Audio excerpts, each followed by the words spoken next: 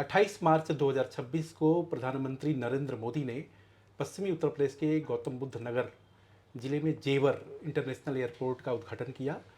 अगर उसको आधिकारिक तौर पर कहा जाए तो नोएडा इंटरनेशनल एयरपोर्ट कहा जाता है। आईजीआई एयरपोर्ट जो कि दिल्ली में है उसके बगल में है। दोनों एयरपोर्ट के बीच की जो दूरी है करीब 50 से 60 किलोमीटर की है।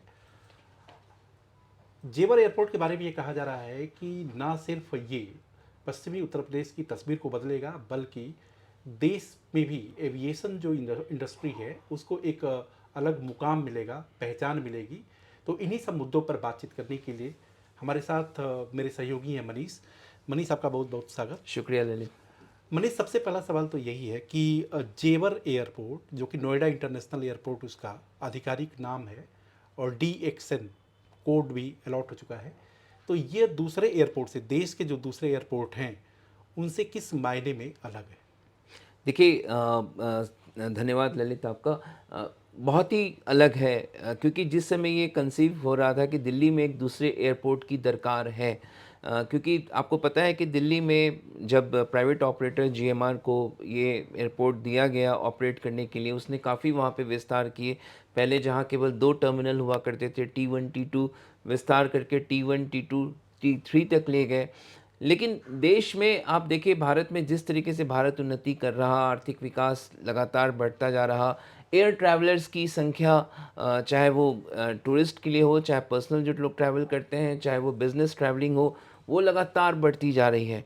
और ये महसूस किया जा रहा था लंबे समय से कि दिल्ली का जो एयरपोर्ट है, जो 3 टर्मिनल्स हैं, वो जिस रफ्तार से यहाँ पे एयर पैसेंजर्स की संख्या ललित बढ़ रही है, वो सफिशिएंट नहीं है। इस यहाँ पे एक और एयरपोर्ट की दरकार महसूस की जा रही थी। और यही कारण है कि ये लंबे समय से, क्योंकि हर साल ये प्रोजेक्शन आ रहा था कि भाई यहाँ पे एक एयरपोर्ट जो हाँ है। मनीष, दर्शक मतलब ये जानना चाहेंगे कि देश में एविएशन सेक्टर में जो पैसेंजर्स की जो संख्या है वो एक औसतन मतलब कितने पैसेंजर्स की कैपेसिटी को हैंडल मतलब यहाँ के एयरपोर्ट कर पाते हैं? देखिए, मौजूदा समय में ललित, आप देखिए दिल्ली एयरपोर्ट जो है, अगर मैं पिछले वित्त वर्ष की बात करूं, 2024-25 की बात करूं, तो करीब करीब 8 करोड़ के आसपास पैसेंजर सालाना जो है दिल्ली एयरपोर्ट ने हैंडल किया था। उसके पहले ये संख्या, उसके पहले वित्त वर्ष में ले ले तो आप ये 7.5 करोड़ के आसपास थी। तो हर साल एयर पैसेंजर्स की संख्या लगातार बढ़ती जा रही है। तो और दिल्ली एयरपोर्ट की पूरी कैपेसिटी, अगर तीनों टर्मिनल्स, क्योंकि वहाँ पे लगातार विस्तार हो रहा, लेकिन विस्तार अगर हो भी जाता है दिल्ली एयरपोर्ट का, तो आप मैक्सिमम वो 10.5 से 11 करोड़ ही पैसेंजर्स सालाना हैंडल करने कर की सकते उनकी क्षमता है। ये सफिशिएंट नहीं है। हर साल 8% के ग्रोथ के साथ यहाँ पे पैसेंजर्स की संख्या बढ़ रही है। आप इसी से अंदाज़ा लगाइए ललित कि साल 2017-18 में देश में जो एयर ट्रैवलर्स की संख्या थी, वो करीब 18.5 करोड़ के आसपास थी। ये अनुमान है तमाम एजेंसियों का कि वित्त वर्ष 2039-40 तक ये संख्या जो है 18-18.5 करोड़ से बढ़कर 110 करोड़ हो जाएगी। यानी हम 1 अरब से ज़्यादा की आबादी वाले देश हैं, और 110 करोड़ जो हैं हमारे यहाँ एयर ट्रैवलर्स होंगे जो सालाना आपको उड़ान भर रहे होंगे। उड़ान भरने। और दिल्ली एयरपोर्ट उसको कैटर करने के लिए, जिस रफ्तार से दिल्ली एयरपोर्ट पे लोड बढ़ अच्छा रहा। मनीष, हाँ अभी जैसे आपने बताया कि ज़रूरत इस बात की पड़ी कि जिस तरीके से एयर जो पैसेंजर्स हैं उनकी संख्या बढ़ रही है, तो उस पूरी नीड को कैटर करने के लिए जेवर जो इंटरनेशनल एयरपोर्ट है, नोएडा इंटरनेशनल एयरपोर्ट, उसका उद्घाटन किया गया। बिल्कुल। तो इसी से जुड़ा एक सवाल दर्शकों के मन में भी बार बार आता है कि दिल्ली NCR में, दिल्ली में जबकि IGI एयरपोर्ट ऑलरेडी है, तो उसके बाद दूसरे एयरपोर्ट की जो ज़रूरत पड़ी और उसके लिए चयन गौतम बुद्ध नगर का किया गया, जेवर का किया गया। तो जबकि इसके पहले ये था कि शायद निमराना, आगरा, इस तरह की भी बिल्कुल बातें थी। बिल्कुल। तो मतलब जेवर ही सबसे सुटेबल जगह मतलब क्यों लगा? देखिए, वैसे निमराना भी बहुत ही, क्योंकि आपको पता है निमराना हब है, वहाँ पे बहुत ही मल्टीनेशनल कंपनियों का वहाँ पे उनके हेडक्वार्टर्स हैं। जयपुर जो प्रमुख टूरिस्ट स्थल है और राजस्थान क्योंकि टूरिस्ट एक पर्यटन आकर्षित करने वाला राज्य है, साथ ही साथ वहाँ से सटा हुआ आगरा भी है। तो वहाँ पे भी चर्चा चल रही थी कि वहाँ पे इंटरनेशनल एयरपोर्ट बने, क्योंकि लेकिन उत्तर प्रदेश में आपको पता है कि भारतीय जनता पार्टी की सरकार है, केंद्र में भारतीय जनता पार्टी की सरकार है। जिस समय सब्ज बाग दिखाए जा रहे थे उस विकास समय को भी लेकर, बीजेपी की इसका सरकार। एक इसको आप एक पॉलिटिकल भी आप कह सकते हैं कि ये फैसला है जेवर में। और जिस तरीके से, हालांकि गौतम बुद्ध नगर पहले से डेवलप है, आप देखिए जिस तरीके से उसका विकास हुआ है। मायावती लंबे समय से वहाँ पे एयरपोर्ट चाहती थी। जिस दिन आपको पता है प्रधानमंत्री ने उद्घाटन किया, उन्होंने कहा कि यूपी सरकार ने जो है, मनमोहन सरकार जब यूपीए की थी, उसने अड़ंगा लगाया, वहाँ पे एयरपोर्ट नहीं होने दिया। वो ज़मीन अधिग्रहण करना चाह रही थी वहाँ पे, और वहाँ पे आना चाहती थी कि वहाँ इंटरनेशनल एयरपोर्ट बने। लेकिन काफ़ी विलम्ब के बाद प्रदेश में योगी सरकार है और केंद्र में मोदी सरकार है, तो फिर चयन जेवर का हुआ कि यहीं पर इंटरनेशनल एयरपोर्ट बनेगा। ज्यूरिक जो है बहुत ही मशहूर स्विट्जरलैंड। स्विट्ज़रलैंड की कंपनी है, और उसने जो है टेंडरिंग हुआ, उस टेंडरिंग में जो है ज्यूरिक जो है उसने उसको ये टेंडर हासिल हुआ, और उसने ये एयरपोर्ट को डेवलप किया है। ललित अभी केवल फर्स्ट फेज़ ही तैयार हुआ है, जो कि 11,200 करोड़ की लागत से पहला फेज़ तैयार हुआ है। अच्छा मनीष, जैसा कि अभी आपने बताया कि पहला फेज 11,200 करोड़ की लागत से, और फेज 1 में जो है 1.2 मिलियन पैसेंजर्स हैंडल करने की कैपेसिटी है, और वो फेज 4 तक जाते जाते 70 मिलियन के करीब पहुंच बिल्कुल जाएगी। बिल्कुल बिल्कुल। तो इसी से जुड़ा एक चीज़ है कि पैसेंजर हैंडलिंग एक बहुत बड़ा जिसको उस नीड को कैटर करेगा। इसके साथ ही साथ एक एमआरओ की भी बात हो रही है। बिल्कुल तो सबसे पहले तो हम लोग दर्शकों को बता दें कि एमआरओ का मतलब है कि मेंटेनेंस, रिपेयर और ओवरऑल। ओवरऑल। ठीक है, तो ये एमआरओ के बारे में खास तौर से कि इसका पूरा जो कॉन्सेप्ट है, ये किस तरीके से एविएशन सेक्टर को और उससे जो उसकी एंसिलरी जो मतलब यूनिट्स होंगी उसको कैसे ये फ़ायदा पहुंचाएगा। ललित, हम ये देख रहे हैं, क्योंकि हम हवाई जहाज़ सामने से देखते हैं तो समझ में आता है कि अच्छा एयरबस, बोइंग हवाई जहाज़ बना रहे हैं। लेकिन ये जो हवाई जहाज़ बनते हैं, इसके रेगुलर इंटरवल पे इनकी मेंटेनेंस, रिपेयर, ओवरहॉलिंग की ज़रूरत होती है।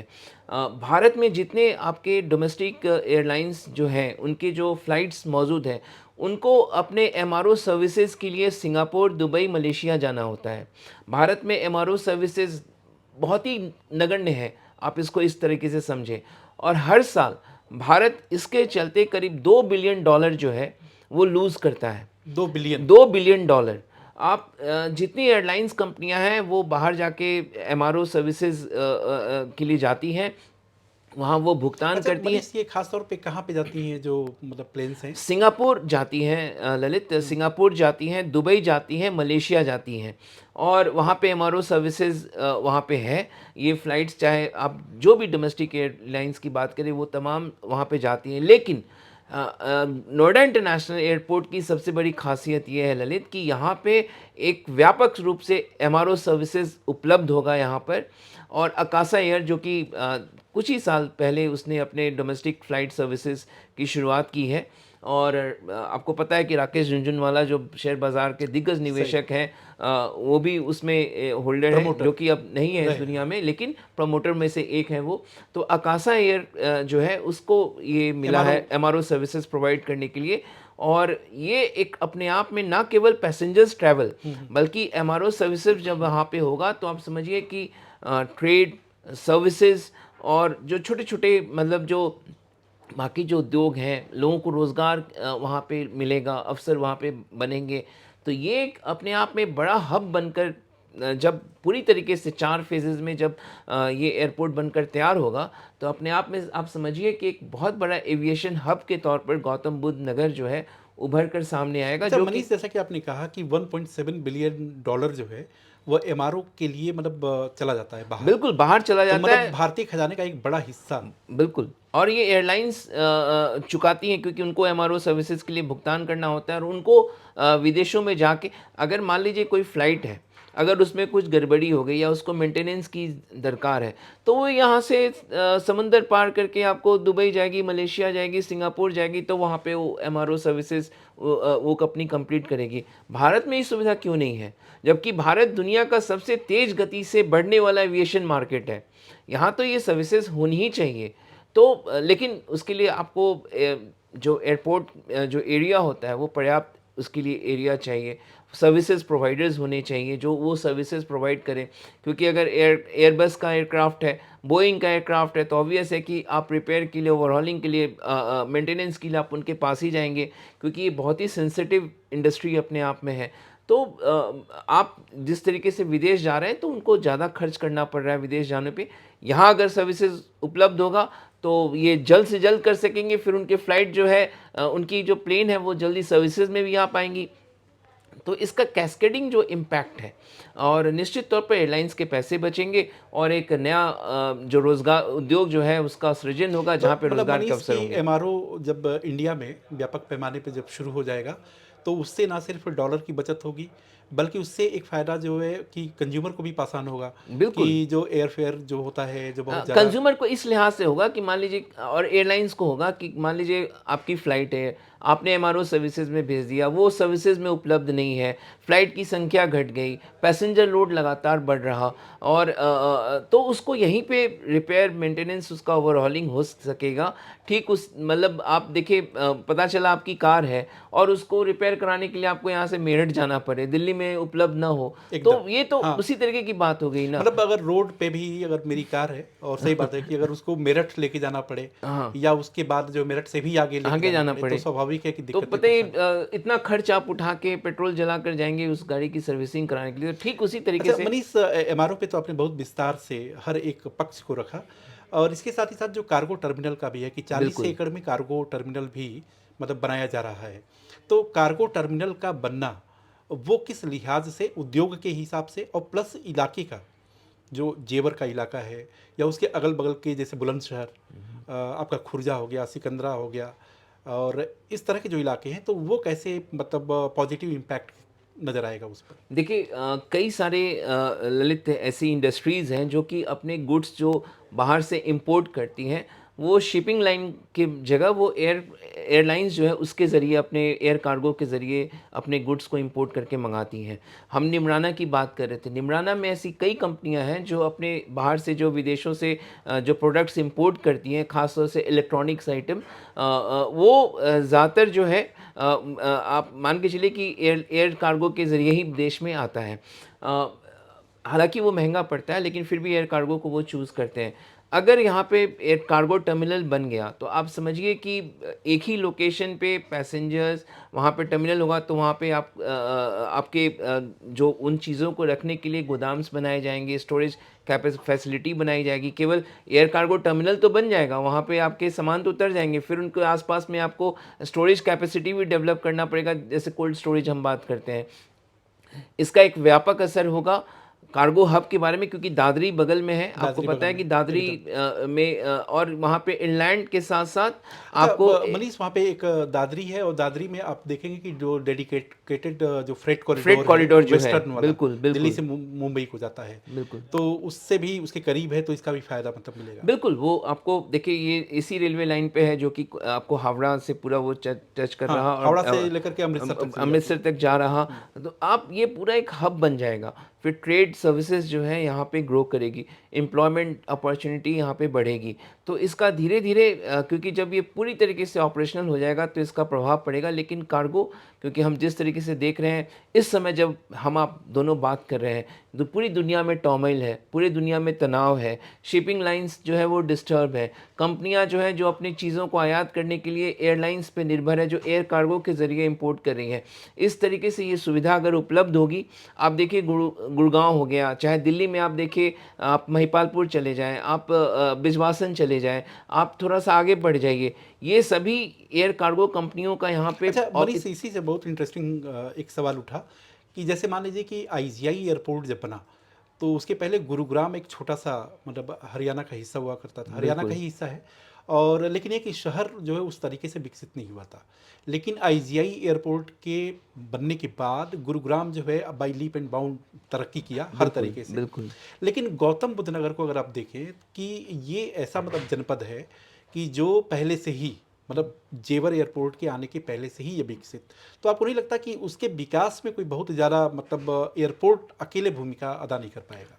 देखिए, आप जिस समय, अगर दिल्ली एयरपोर्ट है तो पास में गुरुग्राम है, लेकिन आप द्वारका एक्सप्रेसवे को कैसे मिस कर रहे हैं?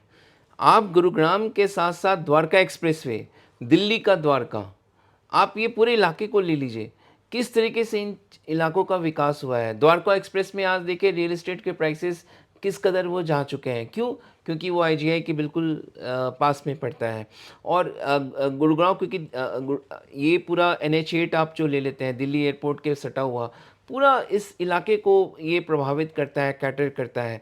तो ठीक उसी प्रकार अगर जेवर एयरपोर्ट तैयार हो जाता है, आपके वेस्टर्न यूपी के तमाम ज़िले हैं जो क्लस्टर्स, जो बिजनेसेस। अच्छा, मतलब मनीष, आप ये कहना चाहते हैं कि जो यमुना एक्सप्रेसवे है खासतौर से आपका गौतम बुद्ध नगर से लेकर के आगरा तक, और जो खासतौर से यूपी गवर्नमेंट कहती भी है कि ईडा जो बनाया है यमुना एक्सप्रेसवे इंडस्ट्रियल एरिया करके, तो कह रहे हैं कि उसके अगल बगल की जो ज़मीनें होंगी वो बहुत ज़्यादा कीमती हो जाएंगी, और उसके बाद इलाके का चूँकि इकोनॉमिक लोगों की जेब में पैसे आएंगे तो फिर उसके बाद खर्च करने की प्रवृत्ति भी बढ़ेगी, और उससे संबंधित जो उद्योग धंधे हैं वो भी मतलब फ्लरिश करेंगे। बिल्कुल, आप देखिए गौतम बुद्ध नगर आईटी सर्विसेज के लिए, साथ ही साथ देखिए वहाँ पे सेमीकंडक्टर के प्लांट भी वहाँ पे आ रहे हैं, जो कि एचसीएल जो है वहाँ पे तैयार कर रहा। क्योंकि धीरे-धीरे इस एरिया, और पहले से सैमसंग मौजूद है, पहले से होंडा मौजूद है, पहले से एलजी वहाँ पे मौजूद है। तो आप समझिए कि और भी जब एयरपोर्ट बन जाएगा, और भी कंपनियां आकर्षित होंगी, क्योंकि उनके लिए गुड्स का मूवमेंट आसान हो जाएगा, एयर कार्गो टर्मिनल बनकर तैयार हो जाएगा, और तमाम सुविधाएं जब वहाँ पे उपलब्ध होंगी तो ऑब्वियस है कि एक बड़ा बिजनेस हब के तौर पे, बड़े बिजनेस सेंटर के तौर पे उभरेगा। अच्छा मनीष, बोनी कपूर जो कि फिल्म सिटी का भी निर्माण कर रहे हैं वहाँ पे, ये जब जेवर एयरपोर्ट का उद्घाटन हुआ तो उसके बाद उन्होंने कहा कि उनका जो एक सपना था कि भाई फिल्म सिटी बनाएंगे, और इस एयरपोर्ट के बनने की वजह के बाद जो है निश्चित तौर पे उसको गति भी मिलेगी, और ख़ास तौर से यूपी का फिल्म इंडस्ट्री में जो मतलब सूट्स होंगे, ये तमाम सारी चीज़ें, तो इलाके का वैसे ही मतलब डेवलपमेंट होगा। फूड इंडस्ट्री, आपने एंटरटेनमेंट की बात की, फिल्म इंडस्ट्री उसको लेकर, फिल्म सिटी को लेकर, लेकिन वहाँ पे फूड इंडस्ट्री जो है वो भी काफ़ी वहाँ पे लोगों ने लैंड लिए हैं, जो कि फूड इंडस्ट्री फूड मतलब इंडस्ट्री को खाने पीने लेकर, का। खाने पीने की चीज़ों को लेकर। जहाँ तक मेरी जानकारी है, शायद बाबा रामदेव ने भी वहाँ पे लैंड एक्वायर किया हुआ हाँ, है। पतंजलि। हाँ, तो ऑब्वियस है वो तो इसी बिजनेस में है, वो तो एफएमसीजी बिजनेस में ही है। तो इस तरीके से ना केवल एफएमसीजी, बल्कि मुझे लगता है कि इलेक्ट्रॉनिक्स, आपको कंज्यूमर ड्यूरेबल्स, और जो सर्विसेज इंडस्ट्री है वो बहुत ज़्यादा इस क्षेत्र में निवेश करने के लिए आकर्षित होगी। और निश्चित तौर पर इस एयरपोर्ट के जब बनकर पूरी तरीके से तैयार होगा तो इसका हम इम्पैक्ट देखेंगे। देखिए किस तरीके से आईजीआई एयरपोर्ट, मुझे लगता है कि शायद 2007-8 में जीएमआर को ये टेंडर मिला एकदम। इस एयरपोर्ट को डेवलप करने के लिए। ठीक उसी समय जीवीके को मुंबई का टेंडर मिला था। और देखिए दोनों दिल्ली और मुंबई एयरपोर्ट किस तरीके से इसका विकास हुआ। आज से लगभग आप मान के चलिए कि लगभग 18-19 साल पहले जीएमआर को मिला, एलएनटी ने इसको डेवलप किया, और इस एयरपोर्ट को देखिए हर समय यहाँ काम ही चल रहा होता है। T1 पे चले जाइए, T2 पे चले जाइए, T3 पे उसका एक्सपेंशन चल ही रहा है। लेकिन एक लिमिट है, क्योंकि लैंड जो है सीमित वो है। सीमित है। लेकिन जेवर के पास लैंड में की कोई कमी नहीं दिक्कत है, नहीं है। कोई दिक्कत नहीं है। तो उसका विस्तार और ज़्यादा किया जा सकेगा, और जिसके चलते वो एक नया हब बनकर तैयार होगा। लेकिन दिल्ली है यहाँ पे, आप देखिए दिल्ली और यूपी में विवाद भी चल रहा। अच्छा, लेकिन सर मनीष, उस विवाद पे जाने से पहले एक अहम सवाल ये भी है कि जैसे बार बार लोग कह रहे हैं कि दिल्ली दिल्ली में सपोज करिए कि कोई रोहिणी के इलाके में रह रहा है, और या बवाना के नरेला के इलाके में, और उसको जाना है बेंगलुरु, और फ्लाइट की ज़्यादा जो अवेलेबिलिटी है वो जेवर जेवर एयरपोर्ट से हो रही है, तो उसके पास तो क्या है कि 100-125 किलोमीटर उसको जेवर जाने में ही लग जाएंगे। और ये कहा जा रहा है कि भाई ठीक है, जेवर एयरपोर्ट का उद्घाटन होना अच्छी बात है, एविएशन इंडस्ट्री को बढ़ावा मिलेगा, लेकिन कनेक्टिविटी का एक बड़ा इशू है कि एयरपोर्ट तक कैसे पहुंचेंगे। ये एक देखिए ललित, आपको पता है कि दिल्ली इंटरनेशनल एयरपोर्ट है। दिल्ली के आसपास में कई शहर के लोग हैं जो कि अपना उड़ान पकड़ने के लिए वो दिल्ली ही आते हैं दिल्ली आज के आते हैं। तारीख में भी। तो ये कोई एक्सक्यूज़ नहीं होगा। हालांकि आपको कैबिनेट ने एक प्रोजेक्ट को अप्रूवल दे दिया है, जो कि जेवर एयरपोर्ट को वो आरआरटी नमो भारत। पलवल के आसपास हाँ। वो कनेक्ट करेगा, और जिससे मूवमेंट थोड़ा काफ़ी दूरी जो है वो घट जाएगी। प्रोजेक्ट लगातार काम चल रहा है कि मेट्रो के ज़रिए उसको जोड़ा जाए, हाईवे के ज़रिए उसको जोड़ा जाए। तो ये तमाम चीज़ों पर बात चल रही है। धीरे धीरे जिस तरीके से विकास होगा, रिक्वायरमेंट होगी, तो ऑब्वियस है कि सरकार जो है इस दिशा में पहल करेगी। लेकिन लोग, आप देखिए दिल्ली में कहाँ-कहाँ से लोग फ़्लाइट पकड़ने के लिए यहाँ पे आते हैं। तो ये कोई दिक्कत नहीं होनी चाहिए। मनीष, मतलब गवर्नमेंट ये कभी कह भी रही है कि जेवर एयरपोर्ट से जो नमो भारत जो सरायकाले खां से मेरठ जा रही है, तो बिल्कुल। उसको गाजियाबाद से उसको कोई एक कनेक्ट करेंगे एयरपोर्ट को। फिर उसके बाद जो आपका Noida greater Noida express way है उसके पैरेलल भी सड़क बनाएंगे। कुछ वो प्रपोज कर रहे हैं कि सरायकाले खां तक जोड़ा जाए एयरपोर्ट को। तो मतलब ये तमाम सारी बिल्कुल। स्कीम्स की बात कर रहे हैं। जैसे पैसेंजर लोड बढ़ेगा, एयरपोर्ट पे लोड बढ़ेगा, लोग जब आना-जाना शुरू करेंगे, अभी तो कमर्शियल फ़्लाइट्स अभी शुरू नहीं हुई हैं। लेकिन कमर्शियल फ़्लाइट जब वहाँ पे शुरू होगी, तो उसके बाद ज़रूरतें जैसे बढ़ेंगी, तो ये तमाम चीज़ें आपको देखने को मिलेंगी। अच्छा मनीष, इसी से जुड़ा एक बड़ा जो बात हम लोग कर भी रहे थे कि यूपी सरकार जो है एटीएफ पर 1% बैट, और दिल्ली सरकार जो है एटीएफ पर 25% बैट जो है, और ऑपरेशनल कॉस्ट जैसा कि आप बता रहे हैं कि मतलब ये पूरी गणित क्या है? देखिए आपको पता है कि भारत में तमाम एयरलाइंस इस बात से सबसे ज़्यादा परेशान हैं कि उनको एटीएफ पे बहुत ज़्यादा सरकारें वैट सबसे पहले वसूलती मनीष, हैं। एटीएफ जैसे दर्शकों को अगर आप बताना चाहें कि एटीएफ मतलब सामान्य तरीके से कि होता क्या है? तो देखिए आप कच्चा तेल आयात करते हैं, तो कच्चा तेल आयात करते हैं तो उससे कई तरह के पेट्रोलियम प्रोडक्ट्स का निर्माण किया जाता है, जिसमें आपको पेट्रोल होता है, जिसमें आपको डीजल होता है, आपको क्रूड से प्लास्टिक्स भी तैयार होते हैं। उसी तरीके से उसी क्रूड ऑयल से हवाई ईंधन भी तैयार होता है, और उसको हम एयर टरबाइन फ्यूल जो है, उसका फुल फॉर्म एटीएफ का फुल फॉर्म दर्शकों को बता दें कि एयर टरबाइन फ्यूल है, और उसी के ज़रिए विमान जो है वो उड़ान भरता है। एटीएफ पे यूपी सरकार ने इस प्रोजेक्ट को बहुत ही वायबल बनाने के लिए क्या किया कि जो भी एयरलाइंस यहाँ पे एटीएफ अपने विमान में डलवाएंगी, हवाई ईंधन वहाँ पे डलवाएंगी, उनको एटीएफ पर केवल 1% वैट देना होगा, वैल्यू एडेड टैक्स, जो राज्य सरकारें लगाती हैं। लेकिन दिल्ली में जो एयरलाइंस यहाँ पे, इतने सारे एयरलाइंस यहाँ पे इंटरनेशनल नेशनल ऑपरेट होते हैं, उनको 25% वैट लगता है। अब कुछ सोचिए, कहाँ 1%, कहाँ 25%। अब जितनी एयरलाइंस हैं वो इस बात को लेकर कह रही हैं दिल्ली सरकार से कि भाई आप देखिए 1% यूपी सरकार वैट दे रही है, आप हमसे 25% ले रहे हैं, इसको फटाफट 1% करिए, अन्यथा एयरलाइंस तो धमकी देंगी आने वाले दिनों में कि हम चले जेवर एयरपोर्ट। क्योंकि ललित 40% ऑपरेशनल जो कॉस्ट होता है एयरलाइंस का, वो एटीएफ के मद में चला जाता है। क्योंकि ये अहम बात है। ये बहुत ही अहम बात है।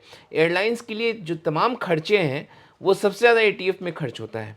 तो ये एयरलाइंस जो है धीरे धीरे जैसे ही वो एयरपोर्ट ऑपरेशनल होता है और वहाँ पे सुविधाएं आने जाने की बढ़ जाती है पैसेंजर्स की, आप देखेंगे कि दिल्ली सरकार इस दिशा में अगर पहल नहीं करती है, कई सारे एयरलाइंस आपको वहाँ पे शिफ्ट करते हुए नजर आएंगे।